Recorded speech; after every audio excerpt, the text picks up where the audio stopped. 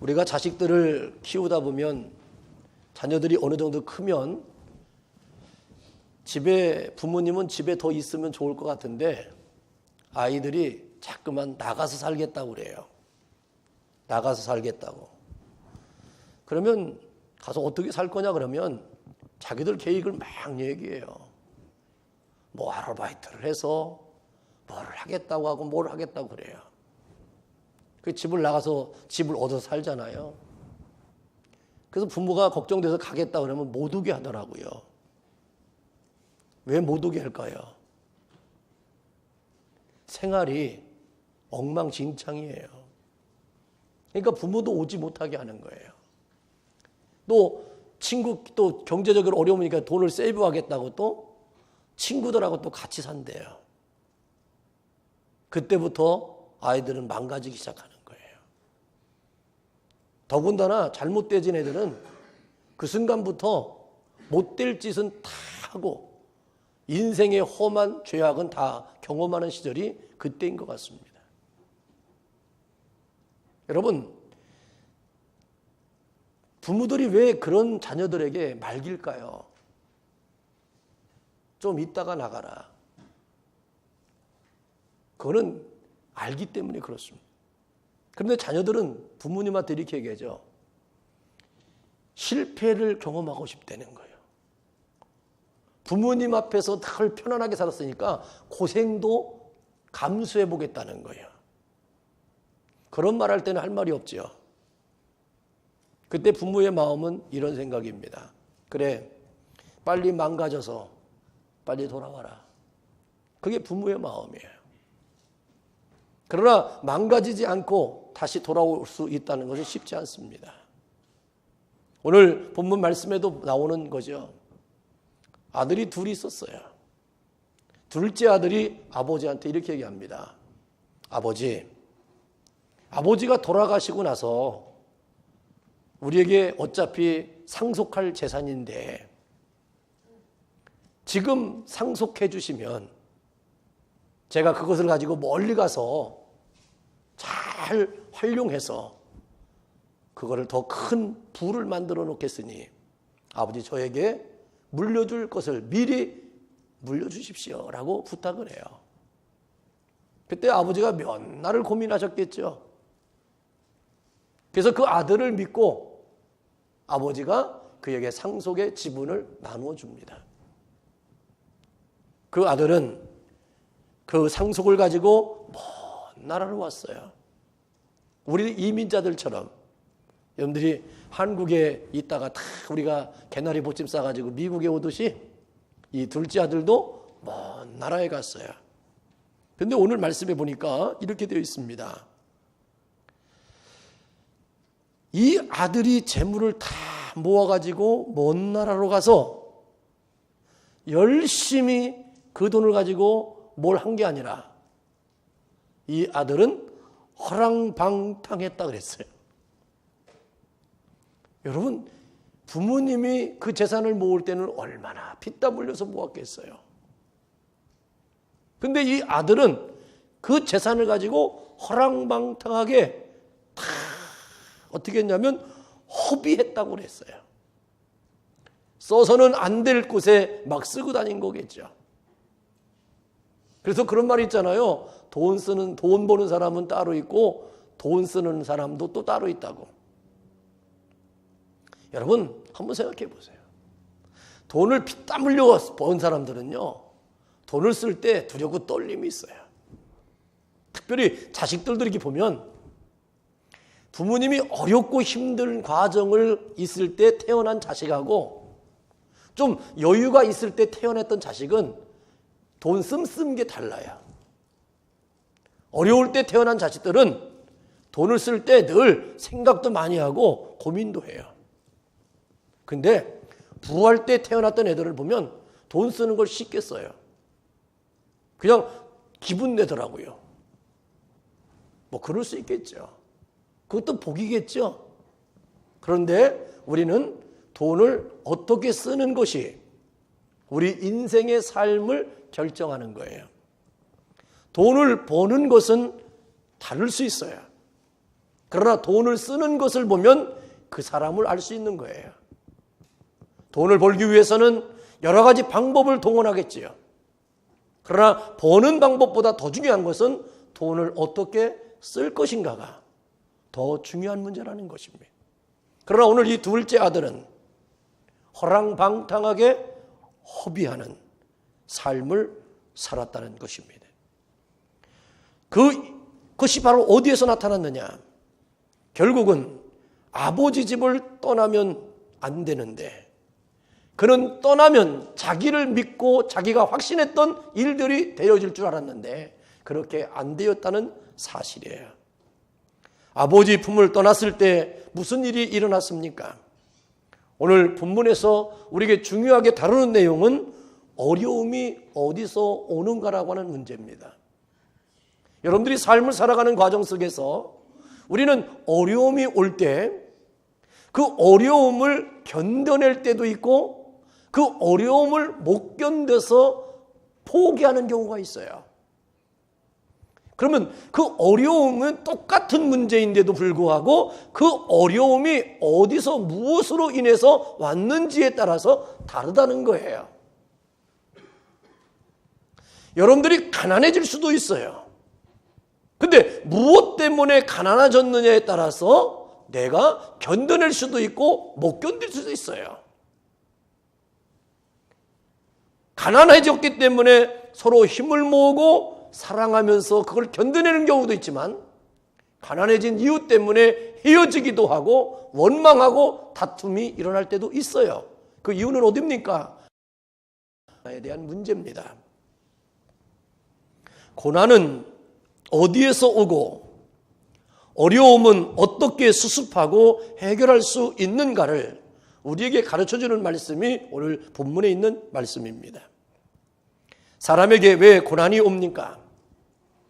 가정에 원치 않는 어려움이 왜 옵니까? 국가적으로 왜 어려운 일을 당하게 됩니까? 하나님의 집을 떠날 때, 하늘에 계신 여호와의 품을 떠날 때 사람에게 어려움이 온다라고 성경은 가르치십니다. 어려운 일을 인간의 힘으로 해결하려고 제 아무리 노력해도 안 됩니다. 왜냐하면 하나님이 역사를 주관하시기 때문입니다. 그래서 하나님이 막으시면 그걸 풀을 수가 없어요. 하나님이 부르시면 하나님이 복을 주시려고 하면 놀랍도록 복을 주시지만 하나님이 막으시면요 될래야 될 것이 없다라고 얘기하는 것입니다. 아버지 집으로 돌아오는 것만이 해결되는 길입니다. 돈이 없어서 불행한 것이 결코 아닙니다. 힘과 권력이 없어서 어려운 것이 절대로 아닙니다. 아버지 집을 떠남으로 우리에게 어려움이 오는 것입니다. 그래서 요한복음 15장 5절에 예수께서 나를 떠나서는 너희가 아무것도 할 수 없음이라고 말씀하셨어요. 이 얘기는 무슨 말이냐면 절대로 예수님을 하나님의 주권의 역사를 벗어나고 떠나지 말라라고 말씀하시는 거예요. 그리고 시편 129편 1절에 보면 여호와께서 집을 세우지 아니하시면 세우는 자의 수고가 헛되고 여호와께서 성을 지키지 아니하시면 파수꾼의 경성함이 허사로다라고 말씀하셨어요. 여러분들이 비즈니스를 다 하고 있지만 저녁에 되면 비즈니스 문을 딱 잠그고 집에 와서 편하게 잘 수 있는 사람이 어디 있겠어요? 그냥 맡기는 거예요. 어떤 분은요 24시간을 오픈하는 사람도 있어요. 그래서 직원들을 3교대로 로테이션을 해요. 처음에는요 불안해서 못 맡겼다는 거예요. 그래서 자기가 24시간을 장사를 했어요. 그런데 일주일 하고 나니까 자기가 죽겠더래요. 아무리 가게가 돈을 많이 벌고 잘 돼도 내가 몸이 죽겠는데 그래서 종업원들을 해서 했는데 못 믿겠다는 거예요. 왜? 종업원들이 저녁에 돈 버는 건 다 훔쳐가는 것처럼 느껴져가지고 못 자겠대. 그런데 나중에 그가 해결을 했답니다. 그리고 마음을 하나님 앞에 다 맡기고 나니까 그때부터는 의심이 사라지고 이 가게가 내 것이 아니라 하나님의 것이다. 하나님이 지켜주시고 보호해 주시고 역사할 것이라는 대한 믿음의 확신을 가지고 그가 잠을 자기 시작했다는 것입니다. 여러분, 어떤 사람은 이 우울증이 생긴 사람들의 특징이 뭡니까? 잠을 못 자요.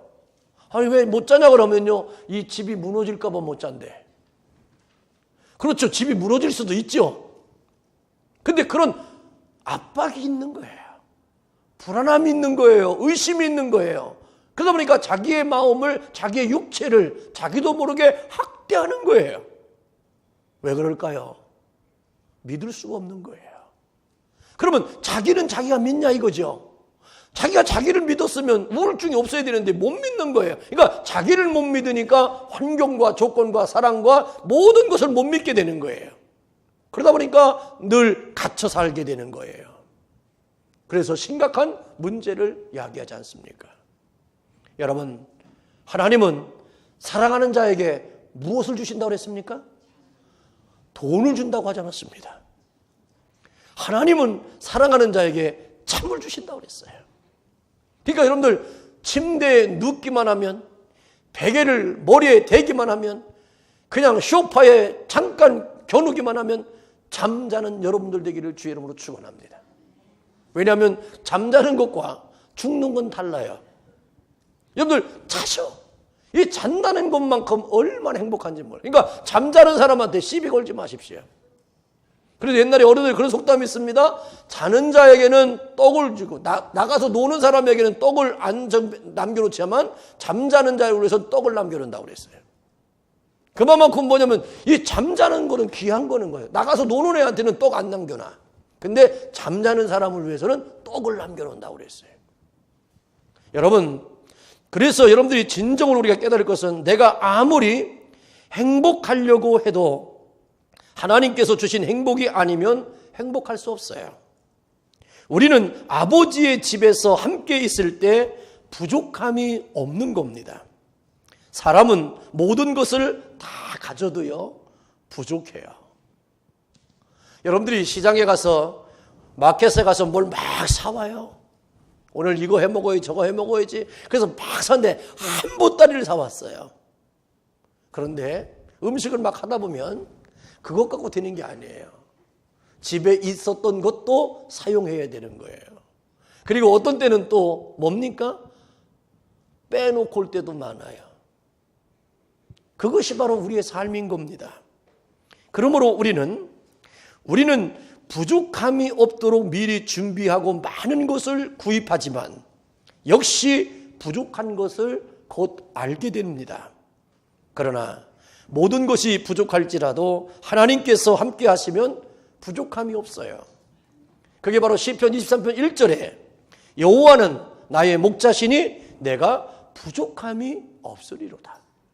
너희는 무엇을 먹을까, 무엇을 입을까, 무엇을 마실까 염려하지 말아라.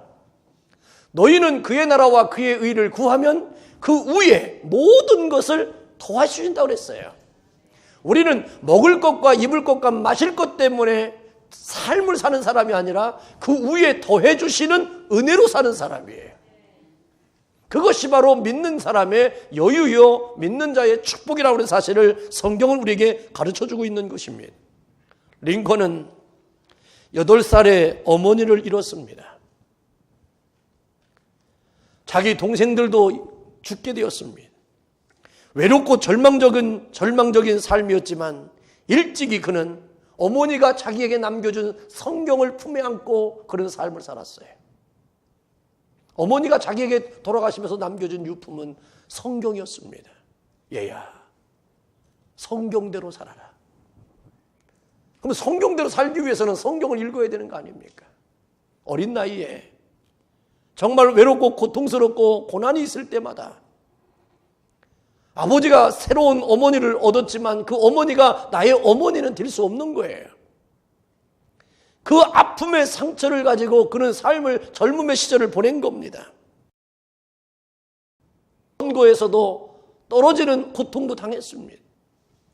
별별 일을 다 당했지만 결국 그가 마지막까지 견뎌낼 수 있었던 것은 바로 뭐냐면 하나님의 품속에 자기가 거했다고 하는 고백입니다.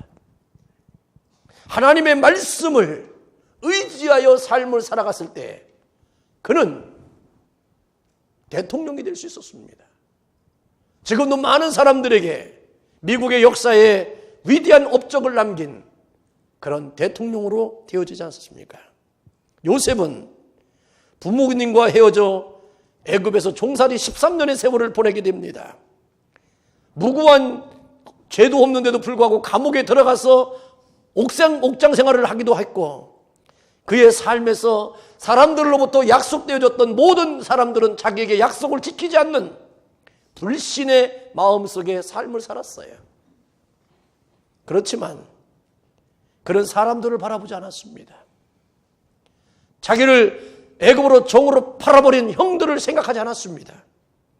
요셉의 삶은 하나님 품을 떠나지 아니어야만 된다라고 하는, 하나님의 함께 하시는 믿음의 삶을 살아야만이 된다고 하는 그 어린 시절의 거룩한 마음이 그의 마음속에 차고 넘쳐서 결국은 하나님의 은혜로 하나님이 그에게 주었던 꿈대로 애굽의 총리가 되어졌잖아요. 그 총리가 되어지면서 어떻게 합니까? 이때의 생명을 지키게 하기 위한 하나님의 주권적 역사였다라고 고백하는 거예요. 다니엘은 나라가 망하여 종으로 팔려갔지만 하나님 아버지의 품속에서 말씀을 지키는 믿음의 삶을 살아갔을 때 이방인으로서 4대 임금을 섬기는 총리로 귀한 직을 감당했습니다. 마지막에는 하나님을 섬기는 일로, 하나님께 기도하는 일로 인하여 시기하고 질투하는 사람들이 생김으로 말미암아 정치적인 모략과 정치적인 그 어려움을 주게 하려고 임금을 이간질시켰던 사람들에 의해서 사자 굴 속에 들어가는 고통 가운데 있었지만, 그러나 그는 기도하면 사자굴 속에 들어간다는 어인이 찍힘에도 불구하고 그는 평상시와 같이 창문을 열어놓고 하나님 앞에 기도했다고 그랬습니다. 그때 그는 역시 사자굴 속에 들어갔지만 하나님이 어떻게 했습니까? 사자들의 입을, 발톱을 하나님이 봉해 놓으시고 묶어놓고 다니엘을 하나님이 구출해냈습니다. 이것이 바로 믿음으로 살아갔던 사람들이 겪어내는 일들이에요. 여러분들이 지금까지 삶을 살아가면서, 지금 삶을 살아가면서 남다른 어려움이 있고 고난이 있고 힘듦이 있습니까? 그래도 괜찮은 거예요. 그럴 수 있는 거예요. 그런 것 때문에 로마서 8장에 있는 것처럼 하나님의 사랑에서 끊겨지지 않으면 되는 거예요. 우리가 우겨싸움을 당하고 거꾸로 들임을 당하고 별별 일을 다 당해도 내 안에 예수 그리스도가 보배이신 예수 그리스도를 담기만 하고 있으면 하나님은 믿음의 최후의 승리를 이루시는 하나님의 역사임을 믿으시기를 주의 이름으로 축원합니다. 언제나 하나님을 두려워하고 하나님 제일주의로 살아갈 때에 부족함이 없는 겁니다. 우리의 가정, 자녀, 생업이, 또 정치와 문화와 교회가 하나님을 떠나는 것을 두려워할 줄 알아야 됩니다. 하나님께서 함께하지 않으면 아무것도 할 수 없음을 우리는 지적해야 됩니다. 여러분이 잘 아는 나폴레옹이라는 사람이 알지 않습니까? 국민의 절대적인 지지를 받아서 1804년에 황제가 되었습니다. 노틀담 사원에서 대관식을 할 때 교황이 씌워주는 왕관을 빼앗아서 자기가 직접 자기 머리에 썼던 사람입니다. 무슨 의미입니까? 무슨 뜻입니까? 황제는 내가 되고 싶어서 된 것이지 누가 나를 시켜서 나는 하는 것이 아니라는 것입니다.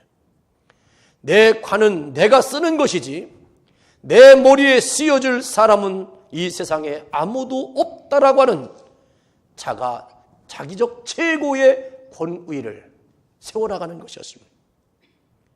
왕비 조세핀의 관도 나폴레옹이 직접 세웠습니다. 이 모습을 보할 때 국민들은요 열렬히 환영했고 박수를 보내고 모든 권력은 그의 앞에 무릎을 꿇고 벌벌 떨었습니다. 이웃에 있는 나라들도요 그의 말 발굽 아래 조금도 반항할 수 없었습니다. 그러나 하나님을 떠난 권력은 짧습니다. 하나님을 떠난 영광은 짧은 겁니다. 그는 결국 1815년 그가 황제로 선포된 11년 만에 세인트 헬레나 섬으로 귀향을 가서 비참하게 살다가 그곳에서 죽었습니다. 여러분, 여러분들을 교만케 하고 여러분들을 거만하게 만들고 여러분들을 자만하게 만들고 자기를 그렇게 높여도 되는 것처럼 착각하는 것은 어디서부터 출발할까요? 하나님을 떠날 때입니다. 우리는 하나님 안에 사는 것이 최고의 평안이고 최고의 권위이고 최고의 존귀함입니다. 하나님을 떠나서는 나는 되는 일이 아무것도 없다고 생각하는 여러분들이 되기를 주님으로 축복합니다. 하나님을 떠난 부귀영화는 헛된 것이고요. 하나님을 떠나서 얻어진 것으로 인하여 웃는 웃음은요, 너무나도 잠깐일 것입니다. 되는 일을 경험하시려면 하나님 아버지께로 돌아오기를 주의 이름으로 축원합니다. 어디까지나 우리의 소망은 전능하시고 천지를 만드신 우리 하나님 아버지께 있음으로 알고 그 하나님의 품 안에서 하나님의 말씀 안에서 여러분들의 삶을 살아갈 때에 진정한 평안과 기쁨의 소망이 넘쳐날 것을 믿으시기를 주의 이름으로 축원합니다. 사울 왕은 하나님의 말씀을 버렸을 때에 하나님이 그 사울 왕을 버렸다고 그랬습니다. 삼손도요, 하나님을 떠났을 때 버림을 받게 되었고요, 여로보암도 하나님을 떠난 정치를 하다가 버림을 받았습니다. 이스라엘의 12지파 가운데 10지파가 여로보암을 열렬하게 지지했지만 하나님을 떠난 정치를 했던 여로보암은 금방 멸망하고 말게 되었습니다. 백성들이 보기에 아주 잘하는 것 같았지만 하나님께서 여로보암을 버리셨어요. 그래서 구약 성경에 잘못하는 사람들을 가리켜서 늘 이렇게 마지막에 기술을 합니다. 여로보암의 길을 행하였더라. 이 사람은 누구냐? 하나님이 함께함으로 형통한 존귀한 자가 된 게 아니라 여로보암의 길을 걸었더라. 끝이요. 저주받은 것으로 되는 거예요. 우리는 그런 사람들이 돼서는 안 돼요. 우리는 어떤 형편이 돼도 이는 존귀해진 자다. 사람들이 볼 때요, 아니 그게 존귀함님 거라고 얘기 반문해도 하나님은 아니에요. 하나님의 뜻을 이루기 위하여 믿음의 길을 걸어갔기 때문에 당하는 고난은 아름다운 것입니다. 여러분, 예수님의 이름을 증거하다가 수도 없는 선교사들이나 많은 사도들이 죽임을 당했을 때 그 죽음이 그런 죽음입니까? 거룩한 죽음입니다. 피를 흘려도요, 살리는 피를 흘리는 것과요, 다른 사람의 피를 흘리다가 자기가 그 피를 통하는 것은요, 내용적으로 다른 거예요. 오늘 여로보암 왕의 길을 행하는 자가 되어서는 안 된다는 것입니다. 인기도요, 헛된 겁니다. 사람의 박수 소리가 잠깐이고요, 하나님이 인정하시는 것만이 영원한 것입니다. 많은 사람들이 권력에 올라가고 인기를 올라갔을 때 조금만 사건이 터지게 되면요, 언론에 발표만 되면요, 그 사람의 모든 것이 전부가 허물어지는 세상이 되겠어요. 지금은 존경할 만한 위대한 인물들이 상실된 시대에 살고 있습니다. 왜냐하면 정적만 나타나기만 하면 뭔가 조금만 만들어서 그냥 언론에 하면 그것이 그냥 얼마나 새가 인터넷이 발달됐기 때문에 그냥 세계적으로 움직여버려요. 그러니까 여러분들 유명해지려고 하지 마세요. 그냥 보통 사람 되는 게 좋습니다. 여러분들 같이 평범하게 사는 게 얼마나 좋은지 몰라요. 그러니까 여러분들, 우리는 그게 은혜인 거예요. 근데 그냥 얼마나 그냥 가진 사람들이나 이런 사람들 보면요, 자기들이 그렇게 그냥 예를 들면 정치인들이 필요해가지고 돈을 달래서 줬더니 또 안 받았던 사람들은 그냥 또 배임죄로 횡령죄로 막 비자금 만들었다가 해가지고 막 감옥에 집어넣고 뭐하고 도대체 어느 장단에다 맞춰야 될지 모르겠어요. 그러니까 사람들을 이렇게 난도질을 하잖아요. 여러분들 옆 사람 하나님의 사람들 누구들요? 사람 건들지 마세요. 아멘.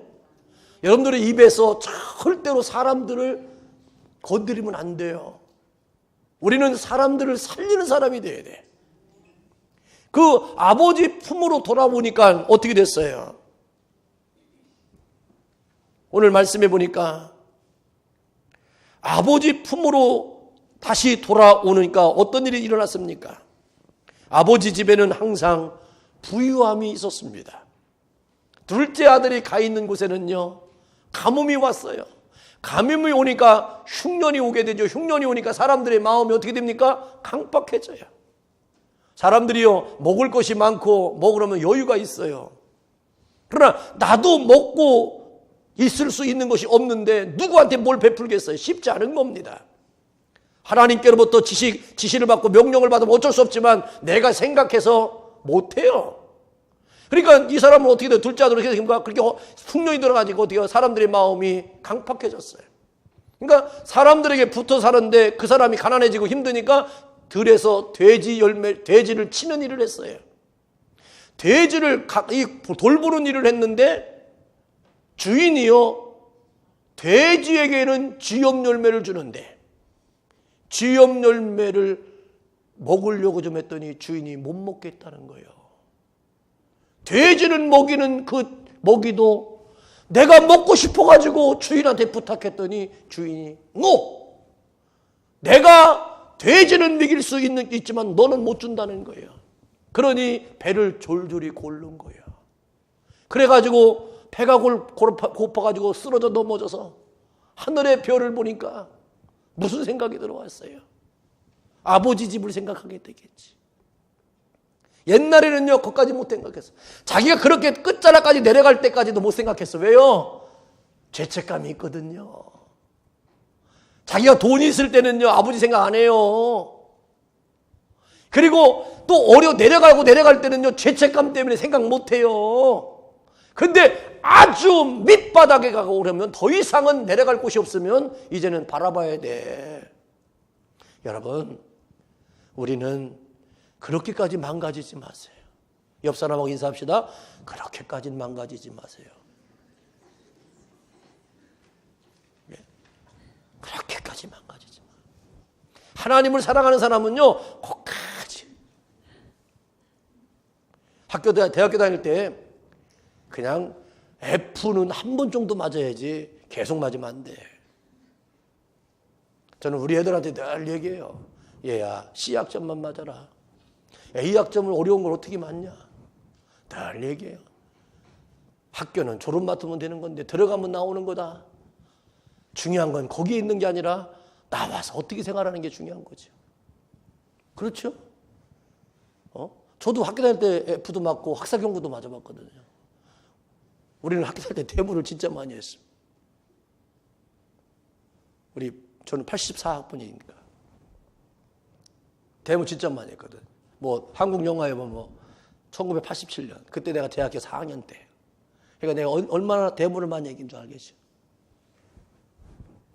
84년도 4학년 때, 대학교 4학년 때니까.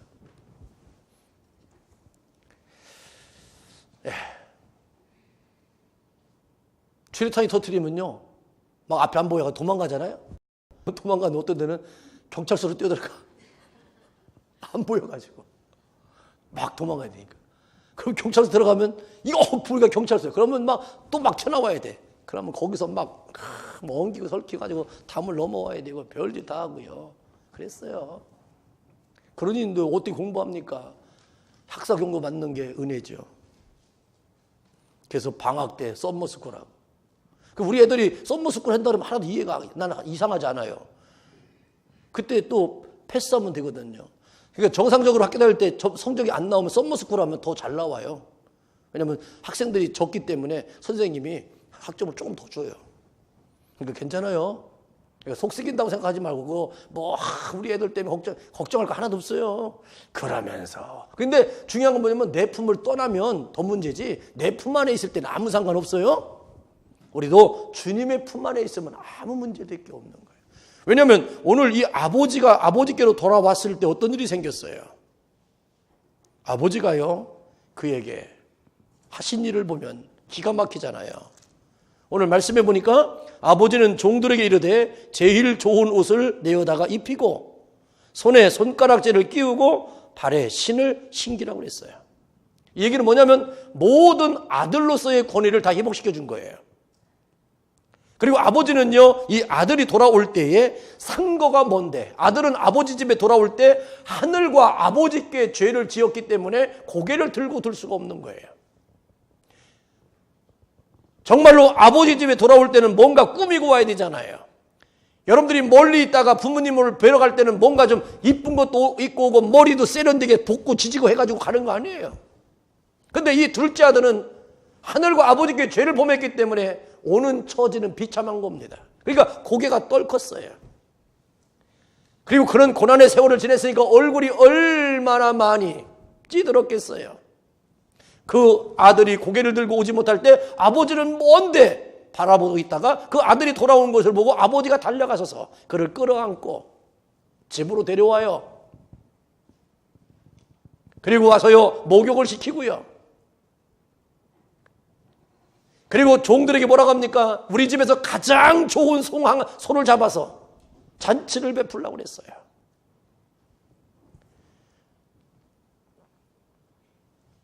아버지 집으로, 아버지 품으로 돌아오기만 하면 모든 권세와 지위와 축복이 회복되는 겁니다. 이제 우리가 어떻게 해야 합니까? 내가 하늘과 아버지의 죄를 지었음을 깨닫고 언제나 아버지 집으로 돌아올 수 있다는 것은 축복이지만 아직도 돌아오지 못하는 영혼들이 얼마나 많은지 알 수가 없습니다. 죄는 하늘의 아버지만이 해결하십니다. 죄는 감추었다고 해서 없어지는 것이 아닙니다. 잡는다고 해결되는 것이 아닙니다.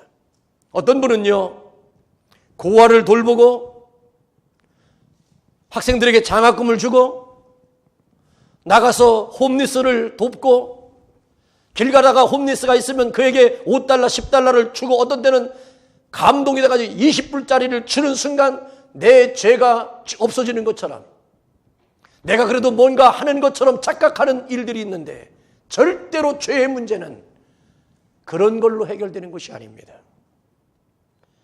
여러분 절대로 속지 마십시오. 고아원을 세워도 죄사함을 받을 수 없습니다. 죄인은요 아버지 집으로 가야 합니다. 아버지만이 우리의 죄를 사하실 수 있기 때문에 그래요. 우리는 이제 어디서 살아야 합니까? 아버지 집에, 아버지 품에 살아야 돼요. 사람들이 살아가는 모습을 보느라면 무슨 큰 일이 일어나야 그때서야 허둥댑니다. 우리를 지켜주시는 분은 오직 하나님 한 분이십니다. 사람이 이 나라를 어떻게 지킵니까? 여러분들, 내가 내 마음을 어떻게 지킵니까? 여러분들이 어떻게 여러분들의 자녀를 지킬 수 있다고 생각하십니까? 목사님이 어떻게 이 많은 교인들을 지켜낼 수 있겠습니까? 지킬 수 있는 것은 오직 하나님이십니다. 우리는 믿는 것이 오직 하나뿐이에요. 하나님께서 우리를 지켜주신다는 겁니다.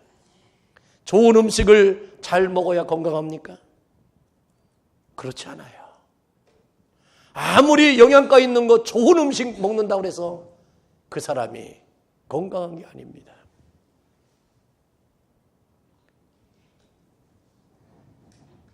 어떤 음식을 먹든지 하나님의 집에 있을 때 건강이 오고요.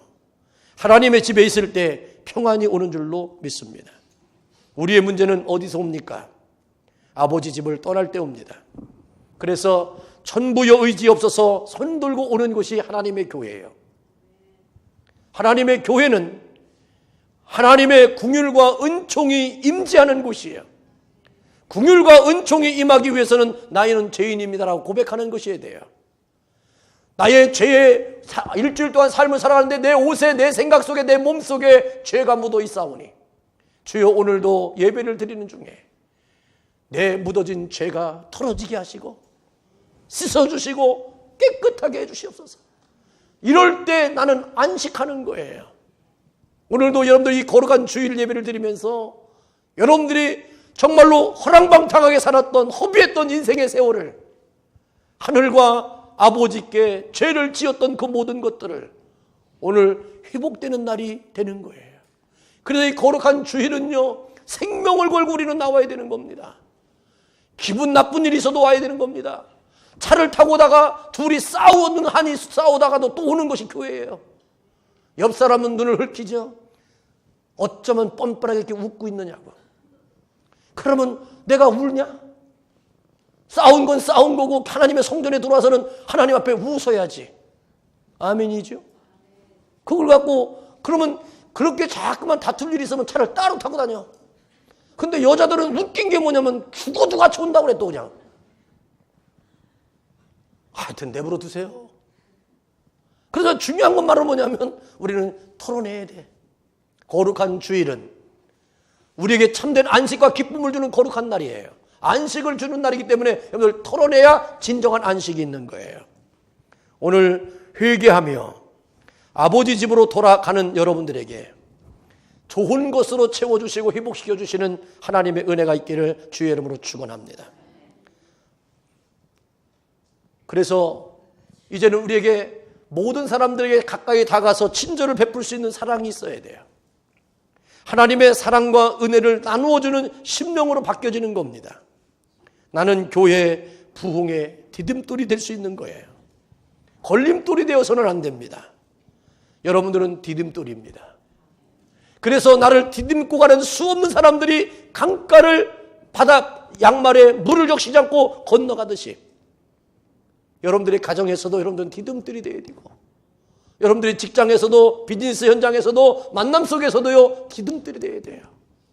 이 디딤돌은요 보여지지 않지만 흔적은 없지만요 그것을 짚고 지나가는 모든 사람들에게는 고마움의 감격이 있는 거예요. 오늘도 여러분들의 이 교회가 또 예수님의 이름이 예수님이 여러분들의 인생의 디딤돌이 되어주셨어요. 산돌 되어주신 예수 그리스도가 여러분들을 회복시켜 주실 거예요. 탕자가 집에 돌아왔을 때 아버지가 모든 것을 회복시켜 주셨어요. 오늘 여러분들 회복시켜 주신 그 은혜가 여러분들에게 충만함으로 임재하실 것을 믿고 고백하는 하나님의 사람들 되기를 주의 이름으로 축원합니다. 기도하겠어요. 할렐루야. 아버지 하나님 감사합니다.